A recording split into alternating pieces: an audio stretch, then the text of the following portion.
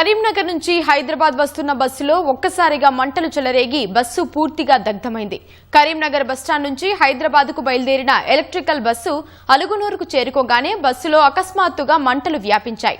Driver అప్రమత్తమై ప్రయాణికులను కిందకి దించడంతో భారీ ప్రమాదం తప్పింది. ఘటనా స్థలికి చేరుకున్న అగ్నిమాపక సిబ్బంది మంటలను అదుపు చేశారు.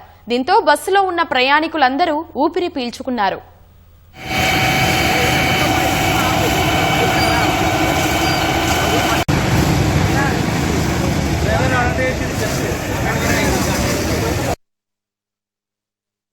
మొత్తమై 41 మందిని దించడం జరిగింది. ఎవరికి ఏం ప్రమాదం